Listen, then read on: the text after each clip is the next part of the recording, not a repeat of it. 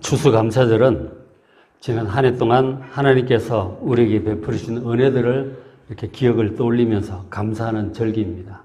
저도 또 이번 한 주간 한 해 동안 어떤 은혜들을 받았는지 쭉 한번 정리를 해봤어요. 이제 다이어리 적힌 것들도 있고 이제 이것저것 글 쓴 것들 쭉 이제 추적을 하면서 보니까 많은 은혜들을 받았더라고요. 역시 힘든 일도 많았지만 역시 또 많은 은혜들이 있었어요. 그래서 참 감사하다는 그런 이제 감사를 많이 했었어요. 오늘 이제 우리가 추수감사절에 성찬식을 통해서 예수님께서 베풀어 주신 구원의 은혜를 감사하는 시간을 가졌는데, 알다시피 성찬식은 예수님의 그 십자가의 고난을, 그 죽으심을 기념하는 예식입니다. 그런데 이제 오늘 함께 보실 이 시편 22편, 그러니까 예수님보다 1000년 전의 사람인 이 다윗이 지은 시편 22편을 보면 신기하게도 예수님께서 십자가에서 당하신 고난이 문자 그대로 표현되어 있어요. 정말 신기할 정도로 그대로 표현되어 있습니다. 자, 보시면 22편 1절에 내 하나님이여 내 하나님이여 어찌 나를 버리셨나이까 이렇게 시작을 해요. 예수님께서 십자가에서 이렇게 외치셨잖아요.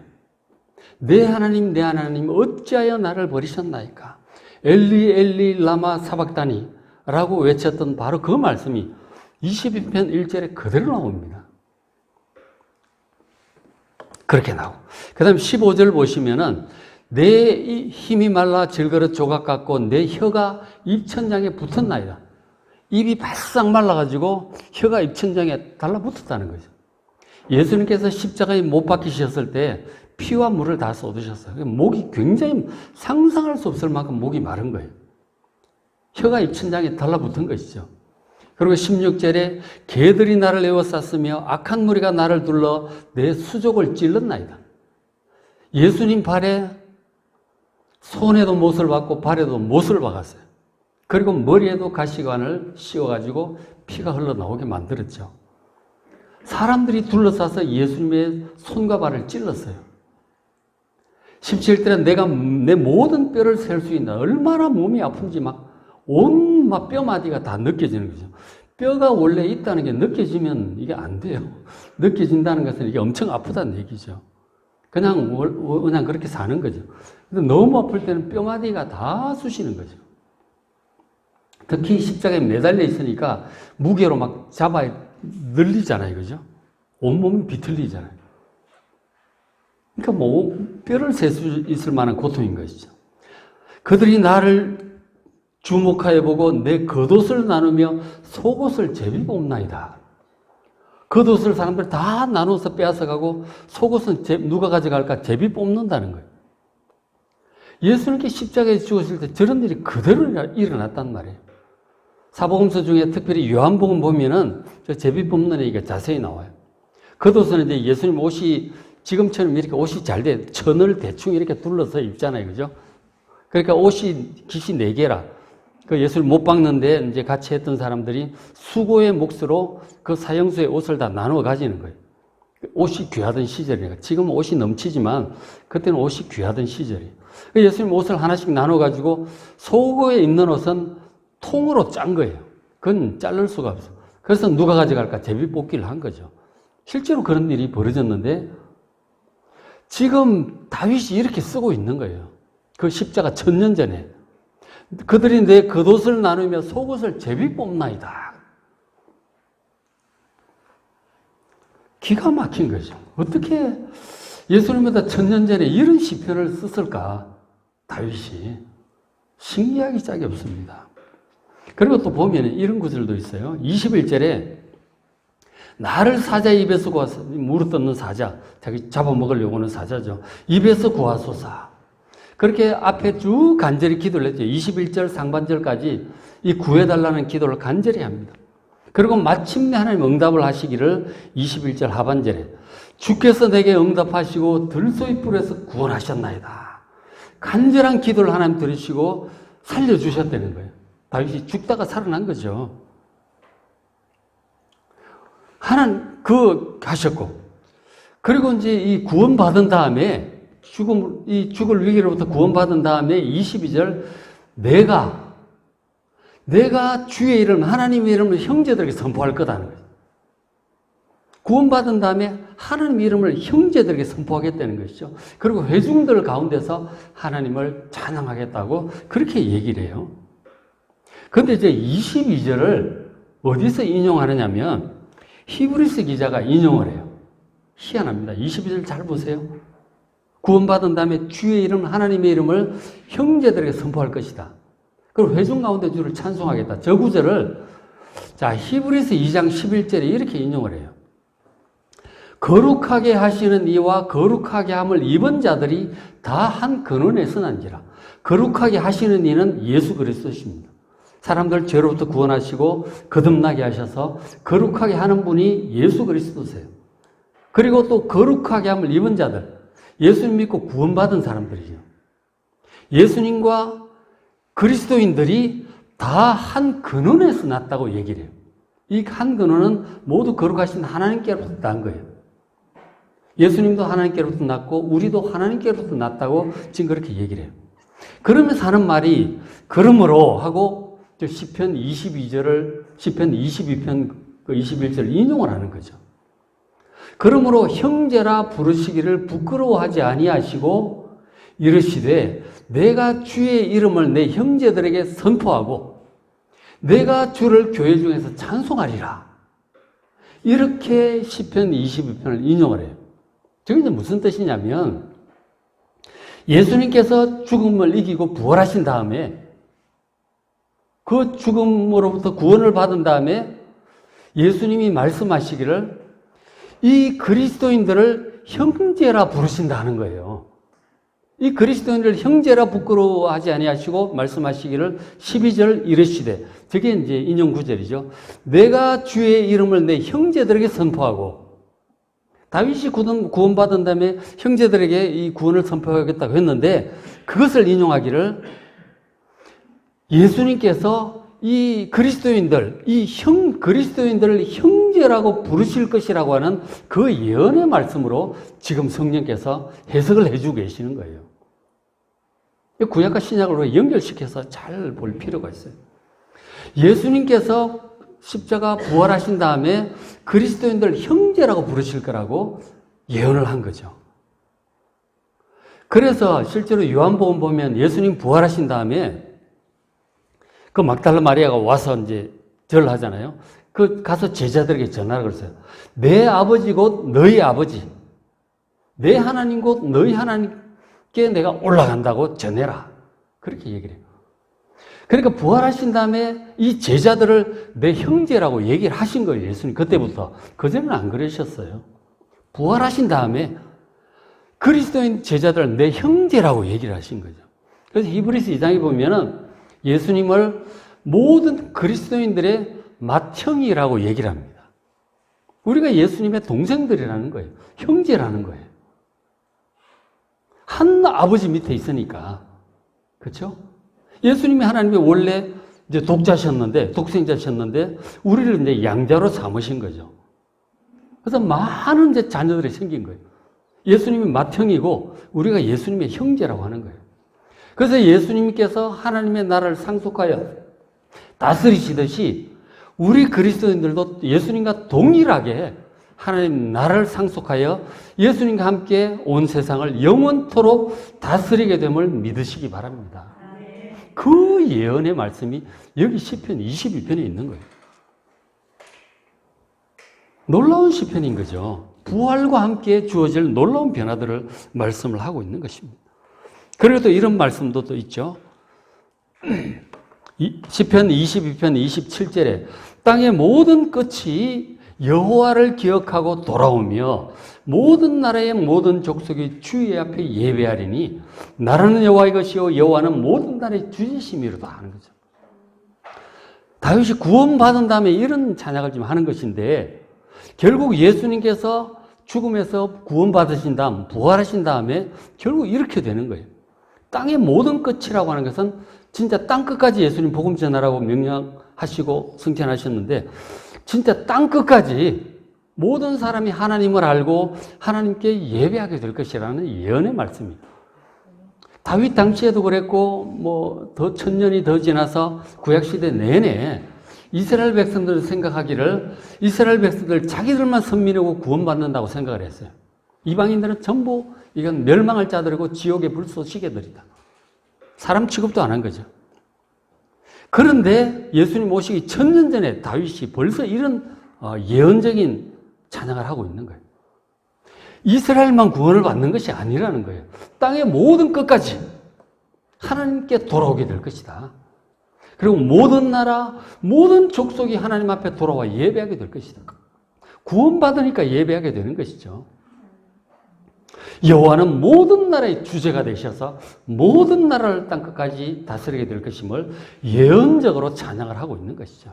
이것은 예수님께서 부활하신 다음에 복음이 땅끝까지 전파되고 세상 모든 나라 민족들이 하나님께 돌아와 예배하고 하나님의 자녀가 될 것이고 바로 앞에 있듯이 그리스도의 형제가 될 것임을 예언적으로 노래하고 있는 것이죠.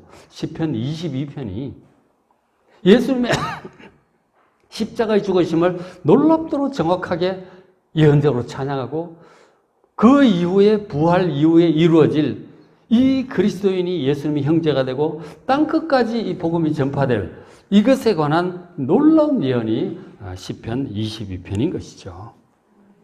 정말 이건 보면 볼수록 신기한 시편이에요. 예수님보다 천년 전의 사람인 다윗이 어떻게 이런 시편을 지을 수 있었을까요? 신기하다는 말밖에 할 수가 없죠. 그런데 그럼에도 불구하고 어쨌거나 이 시편 22편은 예수님의 그 십자가 구원에 대한 예언적인 시편이기도 하지만 1차적으로 이 시편은 다윗의 시편이에요. 다윗이 자기의 고통 중에 이런 기도를 한 거란 말이에요. 다윗의 시편이에요. 그래서 우리가 시편 2편을 볼 때, 22편 볼 때 예수님의 십자가 예언으로만 보시면 안 돼요. 다윗의 입장에서 다시 보셔야 돼요. 다윗이 어떤 마음으로 이런 시편을 노래했을까? 다시 볼 필요가 있어요. 다윗의 입장은 우리들의 입장과 동일한 거예요. 하나님을 섬기는 성도의 입장, 아브라함의 입장, 모세의 입장, 그리고 다윗의 입장, 우리의 입장과 똑같습니다. 이 죄 많은 세상 가운데서 약속의 땅, 새하늘과 새 땅을 향해서 나아가는 광야를 통과하는 그런 인생을 살고 있는 우리들 입장이 다윗과 우리와 똑같은 거예요. 그래서 다윗 입장에서 다시 볼 필요가 있어요. 이것은 우리의 입장이고 우리의 기도일 수 있습니다. 자, 다시 보시면 22편 1절에 내 하나님이여 내 하나님이 어찌 나를 버리셨나이까? 어찌 나를 멀리하여 돕지 아니하시오며 내 신음소리를 듣지 아니하시나이까? 하나님께로부터 버림받은 느낌이 드는데 다윗이 왜냐하면 아무리 기도해도 하나님이 도와주지를 않으시는 거죠. 하나님께 자기를 자꾸 멀리 하시는 것 같아요. 전에는 기도하면 착착 잘 들어주시더니 어느 때가 되었는데 큰 위기 속에서 정말로 하나님께 부르짖는데 하나님께서 멀찌감치 계시는 것 같아요. 응답도 없어요. 느낌도 없고 도우심도 없어. 이런 계속 힘들어요. 내가 신음소리를 막 기도도 제대로 안 나와 막 죽을 것 같은 신음소리를 하는데도 듣지를 않으세요. 아니 하나님 변하셨나? 날 버리셨나? 너무 오래 기도해도 응답을 못 받으면 응답이 없으면 이렇게 되는 거예요. 정말로 안타깝죠. 최성국 권사님 얘기를 가끔 하는데 그 손자를 못 낳아가지고 그렇게 애를 써서 기도를 막 하셨잖아요. 그죠? 한참을 기도하고 애를 쓰고 같이 기도하고 했는데 결국 나중에 몇 년 지나서 결국 이제 손자가 생겼죠. 시온이. 정말 감사하던 기억이 나요. 근데 그게 너무 이제 막 안타까우니까 결혼한 지 몇 년이 돼도 아기가 안 생기고 아무리 간절히 기도해도 아기가 안 생기니까 진짜 하나님이 날 버리셨나 그런 생각이 들 수가 있는 거예요. 그렇게 되면 그런 분들 계시죠. 아무리 기도해도 응답이 안 돼. 자녀를 위해서 기도하고 뭐 사업을 위해서 기도하고 이런저런 뭐 제목을 놓고 기도하는데 몇 년이 돼도 응답이 없어. 그 마음에 이제 신앙적 회의가 오는 거예요. 하나님 진짜 계시는 건가? 다윗이 그런 느낌이 들었다니까요. 오죽하면 하나님 어찌 나를 버리셨나이까? 이런 탄식이 나오겠어요. 이 믿음 좋은 다윗이. 우리라고는 안 그러겠어요. 우리들의 탄식이 얼마든지 나올 수 있습니다. 기도해도 응답이 없으니. 이게 잘못되면은, 여기서 마음 관리를 잘 못하시면 낙심해요. 해봤자 소용없구나. 그러다가 하나님께 의심이 생기고, 진짜 계시는 거 맞나? 그러면 하나님 떠나게 되는 거죠. 저 1절, 2절의 위기는, 1절의 위기는 굉장히 큰 위기예요. 다윗이 저런 얘기를 하나님께 버림받았다는 느낌이 들 정도면 우리에게 그런 느낌이 들었을 때 과연 우리가 잘 이겨낼 수 있을까요? 낙심하지 않고 하나님 의심하지 않고 하나님 떠나지 않고 붙을 수 있을까요? 우리가? 정말 잘 하셔야 됩니다. 신앙 위인들이 이제 그 수도사들도 그랬고 보면 깊이 많이 기도하는 분들 그 기록들 속에 보면 때때로 이런 영혼의 밤이 온대요. 기도해도 응답이 없어요. 그렇게 응답 잘하신 하나님이 특히 초신자 때 기도하면 응답 잘 돼요. 하나님께 살아계시면 막 보여주시는 거죠. 근데 어느 정도 좀 지나다 보면 아무리 기도해도 응답이 없는 깊은 터널과 같은 그런 때가 와요. 여러분 그때 결코 낙심하지 마시기 바랍니다. 버텨야 돼. 버티는 게 장사예요. 버티셔야 된다니까. 그래서 다윗은 어떻게 했느냐? 이렇게 했어요. 굉장히 중요합니다. 잘 기억하세요. 4절에 우리 조상들이 주께 의뢰하고 의뢰하였으므로 그들을 건지셨나이다. 그러니까 자기는 지금 이렇게 돼 있는데 자기만 쳐다보고 있으면 낙심, 의심 그냥 포기로 갈 수 있어요. 근데 시선을 돌려가지고 정신을 차려야 돼요. 그 낙심, 의심으로 빠져들어가면 안 돼요.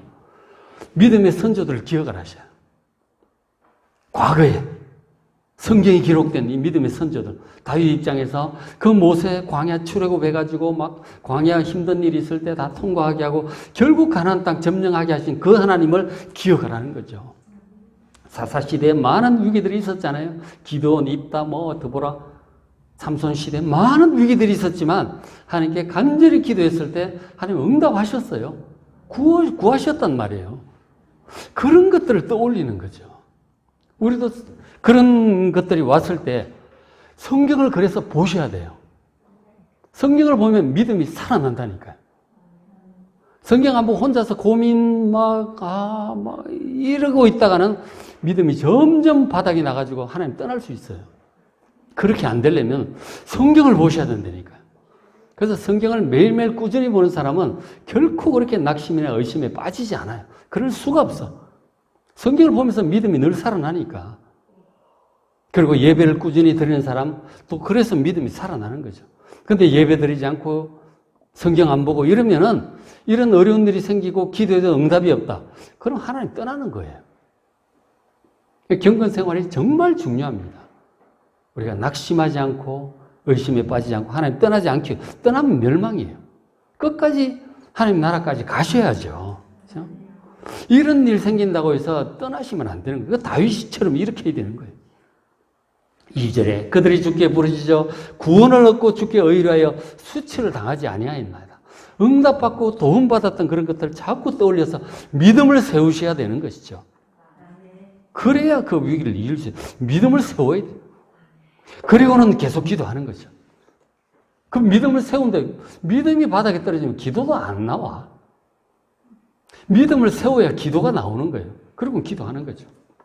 22장 6절에 나는 벌레요 사람이 아니라 사람의 비방거리요 백성의 조롱거리니이다. 막 조롱받습니다.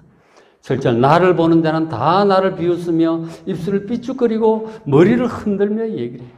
그가 여호와께 의탁하시니 구원하실걸? 그를 기뻐하시니 건지실걸? 조롱합니다. 옆에서. 하나님 잘 믿는 데더니 꼴 좋다. 신앙생활 열심히 한 데더니 기도 열심히 하는 것 같더니 아무 소용없네.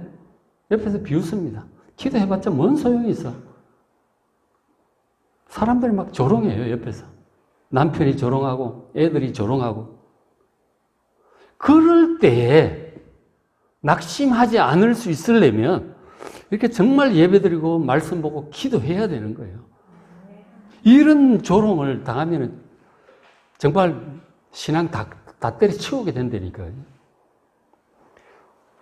정말 마음이 상하죠. 그러나 다윗은 계속 기도합니다. 9절에 오직 주께서 나를 못해서 나오게 하시오.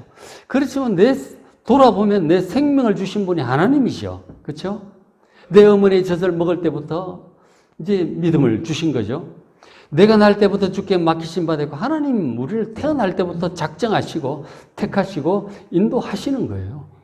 그리고 못해서 나올 때부터 주는 나의 하나님 되셨나요? 하나님께서 우리를 태어나기 전부터 작정하시고 못해서 형성될 때부터 우리와 함께 하시고 인도해가고 계시는 중이세요.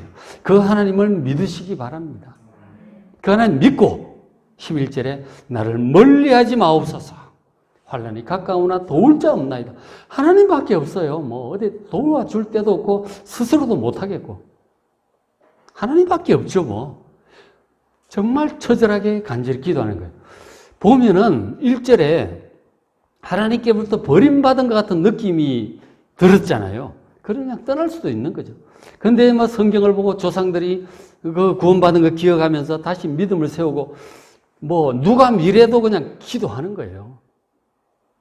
이렇게 하셔야 되는 거예요. 건져주실 때까지. 딴 생각하지 마시기 바랍니다. 하나님 떠날 생각도 마시고요. 그렇게 계속 간절히 기도를 했어요. 20절에 내 생명을 칼에서 건지시며 나를 사자의 입에서 구하소서. 건져달라는 거예요. 안 건져주시면 난 이러다 죽겠습니다. 실제로 다윗이 수없이 죽을 뻔해요. 사울 왕 때문에 계속 죽을 뻔하고 블레셋 도망가서 망명가 있을 때도 그랬고 왕된 이후에 전쟁을 하면서도 그랬고 그리고 나중에 아들 압살롬의 반역 때문에도 그랬고 죽을 뻔한 위기가 한두 번이 아니에요. 어느 위기 때 기도한 건지 모르겠지만 이렇게 기도하는 거예요. 이렇게. 근데 그 믿음 좋은 다윗도 한 번씩 낙심이 된다니까요. 하나님께 버림받은 거 아닌가? 하나님 계시긴 계시는 건가? 근데 이 신앙의 위기, 믿음의 위기를 이렇게 극복을 해요. 말씀 붙들고 극복한다니까요. 하나님께서 했더니 주께서 내게 응답하시고 들소의 뿔에서 구원하셨나이다. 이 21절 하반절부터 분위기가 이제 반전이 되기 시작합니다. 하나님 응답이 임한 거예요. 결국은 하나님의 응답이 임하시고 구원하여 주실 것을 믿으시기 바랍니다. 버리지 않습니다. 절대로 버리지 않습니다. 절대로 포기하지 마시고 하나님께 예배드리시고 기도하시기 바랍니다. 이것이 시편 22편이에요. 그 고통 중에 고통의 그 마음을 표현한 것이 십자가에서 그 예수님께서 당한 그하고 똑같은 그 표현이 그래서 나온 거예요. 죽을 것 같은 위기였던 거죠. 다윗의 위기는 그렇게 끝났어요. 그렇게 찬양을 하게 돼요. 그 찬양이 나오는데 보니까 이것으로 말미암아 여호와의 이름이 땅끝까지 전파될 거라고 하는 그런 이제 찬양을 하는 거 아니에요. 그죠? 자기의 구원의 그 경험이 결국은 주변의 사람들로 하여금 하나님을 섬기게 하고 결국 땅끝까지 하나님의 이름이 전파될 것이라고 놀라운 예언적인 그런 노래를 하게 된 것이죠. 그러니까 지금 다윗이 하나님께 버림을 받은 것 같은 그 느낌을 받고 극심한 고난을 당하는데 근데 다윗이 겪은 그 고난이 장차 그리스도께서 십자가에서 당하실 고난과 지금 동일시되고 있는 것이죠. 어떤 의미에서 다윗은 지금 그리스도의 고난에 참여하고 있는 거예요. 그렇죠? 우리가 이 땅에서 당하는 이 고난, 믿음으로 살면서 당하는 고난, 이런 고난이 그리스도의 고난에 참여하는 거라니까요. 광야의 이스라엘 백성들이 광야를 통과하는 고난도 그리스도의 고난에 참여하는 거예요. 보면은 히브리서 11장에 모세의 믿음에 대해서 얘기를 할 때 그가 그리스도의 그 고난에 참여했다고 그렇게 표현을 하고 있어요. 모세가 그리스도의 고난에 참여했다고 그렇게 표현을 하고 있다니까요. 지금 다윗도 예수님보다 1000년 전이지만 그 믿음으로 당하는 그 고난이, 믿음 때문에 당하는 고난이 시공을 초월해서 그리스도의 고난에 지금 참여하고 있는 거라고 지금 말씀을 해주고 있는 것이죠. 그래서 예수님의 십자가의 고난이, 우리 그런 찬양하잖아요. 예수님의 그 손에 우리의 손을 포개고 그 발에 우리의 발을 포갠다고. 그런 우리가 복음성가를 부르잖아요. 그것과 똑같은, 우리가 예수님과 시공을 초월해서 영적으로 동일체가 되어 있는 거예요. 이건 정말 영적으로 신비한 일이에요. 이건 정말 성령께서 깨닫게 해 주셔야 깨달을 수 있는 그런 신비한 일들이에요. 지금 다윗이 그렇게 예수님의 십자가의 고난에 참여를 한 거라니까, 이게.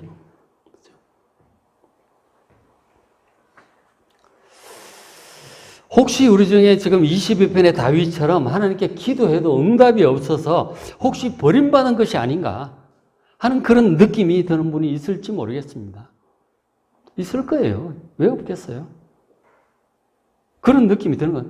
다윗도 그런 걸 느꼈고 저도 가끔 느끼고, 극심한 고난이 올 때는 기도해도 응답이 없고 이게 계속되면 그런 마음이 들죠.